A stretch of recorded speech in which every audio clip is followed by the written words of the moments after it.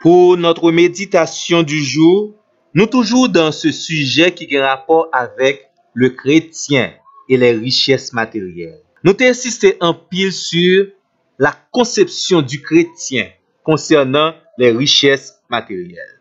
Et nous continuons pour nous dire que le chrétien a une façon biblique de voir les richesses et surtout les richesses matérielles. C'est déjà très important pour chaque chrétien d'avoir une bonne éducation chrétienne concernant la gestion des choses financières. Et nous connaissons bon gens enseignement seulement capable de mener chrétien gagner cette maturité financière. Cette maturité dans la gestion des choses et des biens matériels. Le chrétien doit avoir une vision de la richesse fondée sur les Écritures. Dans un premier temps, le chrétien doit accepter que l'or et l'argent sont à l'Éternel. Agé, chapitre 2, le verset 8. Le ciel et la terre et tout ce qui s'y trouve sont à l'Éternel. Psaume 24, verset 1er et verset 2e. D'où les richesses matérielles viennent de Dieu. Au capable lire dans 1 Chronique, chapitre 29, le verset 12. La parole de Dieu nous dit, c'est de toi, Éternel, que viennent la richesse et l'honneur. C'est toi qui domines sur tout. Et ça fait nous te dire, Dieu est un Dieu riche, très riche.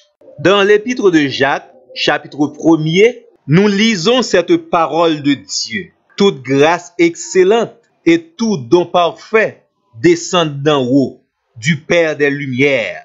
D'où ici, Dieu est le grand donateur. Et on est capable de comprendre à travers la Bible, tant que le roi Salomon, le roi Josaphat, Jacob, Isaac, le Seigneur t'est grandement béni sur le plan économique.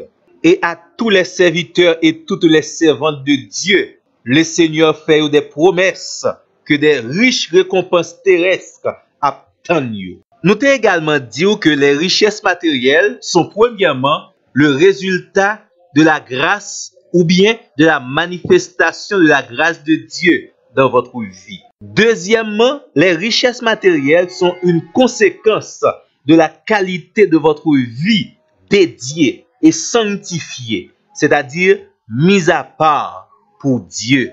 La Bible nous dit, le juste ne sera jamais abandonné, ni sa postérité mendiant son pain. Et certainement, l'investissement dans des activités rentables et selon les directives de Dieu, c'est également source de bénédiction matérielle. Et à maintes reprises, la Bible enseigne nous comment et combien bon Dieu bénit l'œuvre des mains de ses serviteurs et de ses servantes. C'est-à-dire, joignons activité pour faire. Activité ça qui correspond avec directive bon Dieu. Capacité que l'Éternel bat ou même nous garantit. À travers cette activité, le Seigneur l'a béni. Et pas jamais oublier, toujours bail bon Dieu la première place. Mais c'est pour nous dire également gagner une certaine différence dans la conception développée dans l'Ancien Testament concernant les richesses matérielles par rapport au Nouveau Testament. Le plus souvent, dans l'Ancien Testament, un pile monde est plus accepté les richesses matérielles comme une bénédiction venant directement de Dieu. Et la priorité était les richesses matérielles. Dans le Nouveau Testament, il y a également les richesses spirituelles. Et les richesses spirituelles doivent occuper la première place dans la vie de tout enfant de Dieu. Éphésiens 1er verset 3. Nous sommes bénis de toutes sortes de bénédictions spirituelles dans les lieux célestes en Christ.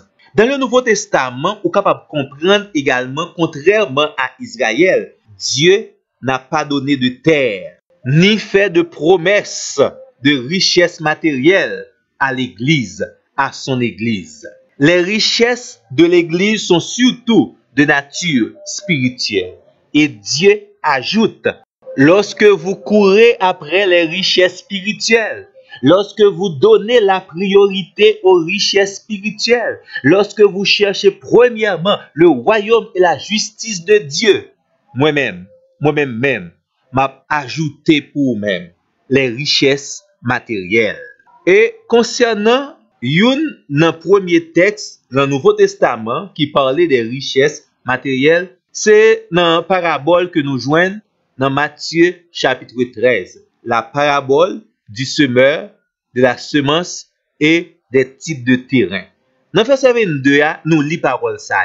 Les préoccupations de ce monde et l'attrait trompeur des richesses étouffent la parole de Dieu dans le cœur de l'homme et la rendent infructueuse. Donc, certainement ici, il a parlé de l'amour ou bien des inquiétudes venant des richesses matérielles. Mais si n'a parlé comme ça, il y a un bagage à préciser pour vous-même. Dieu ne condamne personne pour ses richesses. Les biens matériels peuvent venir de plusieurs sources.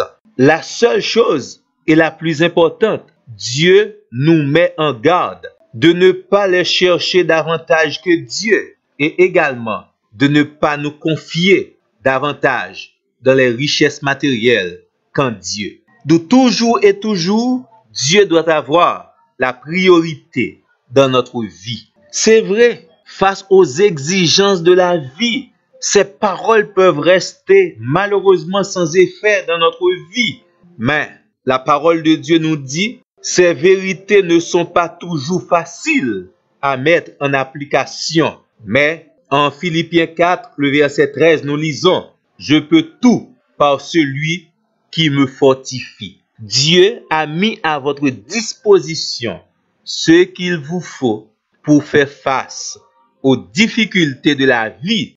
Et également, bon Dieu promet la baou, force, sagesse, intelligence et tous les moyens nécessaires pour pas tomber dans cupidité, avidité, la passion et l'amour pour les choses matérielles, l'avarice, les excès dans les choses matérielles. Et pour commencer, premier grand secret, c'est que votre cœur doit être tout entier à l'Éternel.